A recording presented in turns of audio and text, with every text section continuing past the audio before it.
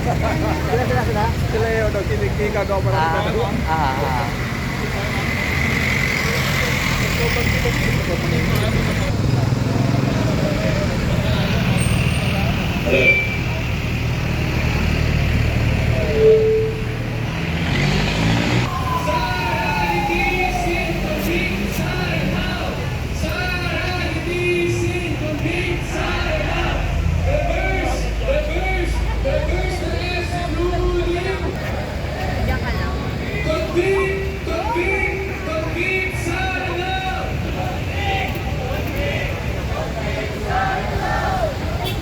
Isang malawang umaga sa ating lahat at sa lahat na nakakarinig ng ating tinig. Narito tayo ngayon, yung mamamayang Pilipino, para ipanawagan na mamuntik na at korap at pasisang si Sara Duterte. Narito tayo sa harapan ng Korte Suprema para kundinahin hindi lang ang ruling ng Korte Suprema sa impeachment at hindi lang ang pag-archive para pigilin at ibasura ang impeachment ni Sara Duterte. Mga kababayan, pagod na ba kayo sa gobyernong ito? Galit na ba kayo sa gobyernong ito? Tama lang at dapat lang na magalit tayo sa gobyernong ito. Dahil sa kabila ng lantarang korupsyon, betrayal of public trust, at abuse of power, pinaloko at kinalaro nila tayo. Pero hindi nila tayo manloloko. Kita-kita natin ang mga pagdilitan nila. Kita-kita natin kung kanino sila bumabalik. Sundulan na ang kanilang pagbabastos sa ating karapatan. Tuloy-tuloy na mababagsahon na manggagawa, pinaproba ang kanayunan, sinusubi ang masang pagkarapan. Pero sila, wala silang ginawa, kundi lumamon, maurakot, magpataba ng bulsa, at magpakasarap. Mga kababayan, kailangan ko iba kayo. Dahil ako,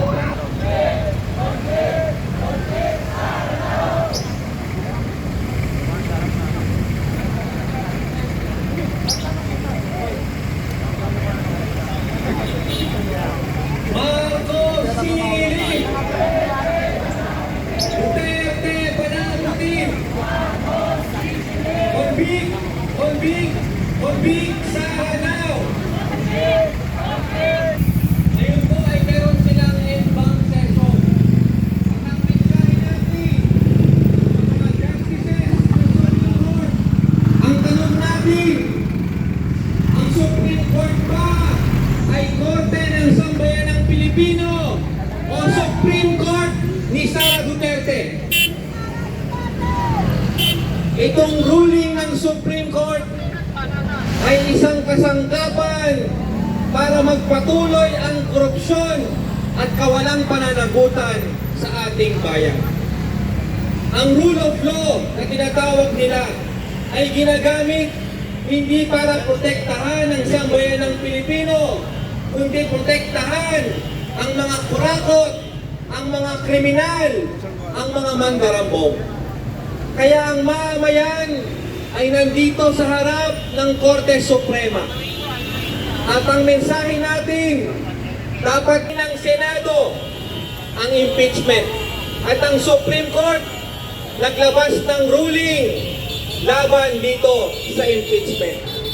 Kaya ang tanong ng mamayan, bakit napakahirap na mapanagutin ang mga kurakot sa ating bayan? Bakit napakahirap humanap ng pananagutan sa ating bayan?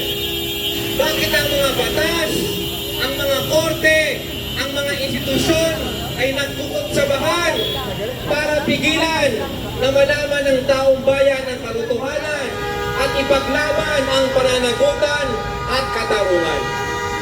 Kaya ang ating protesta ngayong katarungan ay hindi pabor sa taong bayan. Tingnan niyo si Sara Duterte kung paano niya nagagamit ang mga institusyon para ang katarungan ay mapigilan. At ang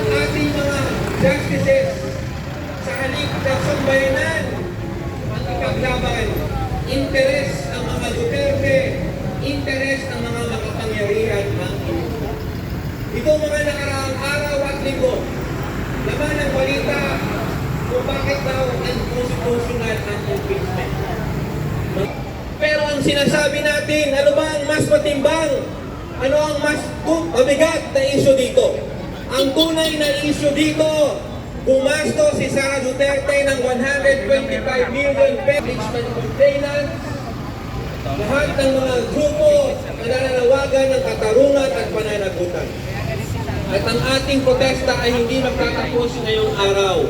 Dahil ang ating mensahe sa Korte Suprema, babantayan natin ang en-banc session ng Supreme Court, babantayan natin ang lahat ng gagawin at hindi tayo papayag na ibasura ang panawagan para sa katotohanan at katarungan. Kaya kahit isinasara ang pinto, kahit na pinipigilan ang taong bayan, ang tanong mga kababayan, tayo ba ay susuko sa ating laban? Itigil na ba natin ang panawagan para sa katarungan? Convict! Convict! Convict Sara now! Paalala lang po sa ating mga media, kung tapos na po tayo muna ng litrato, ay mangyari lang po gumiling tayo para makita po ng lahat ng dumadaan ang ating prompt action po dito sa aming salamat. Convict! Convict! Convict Sara now! Ngayon naman, tinatawagan natin si Antonio Tino, ACT Party List Rep and Deputy Minority Leader sa House of Representatives.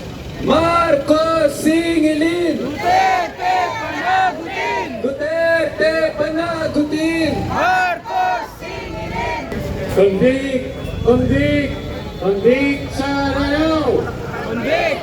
Convict! Convict Sara now! Marcos Singilin! Duterte panagutin! Magandang umaga po mga kasama. Pagpupugay po sa lahat ng narito ngayon. Narito tayo sa tapat ng Supreme Court. Dala ang panawagan. Kung may mali, dapat baguhin. Babalik na rin ng Korte Suprema ang kanyang desisyon. Magbubukas muli ang proseso sa Senado at magagampanan ng Senado at Kongreso ang kanilang mga tungkulin sa ilalim ng konstitusyon. So yun ang ating panawagan.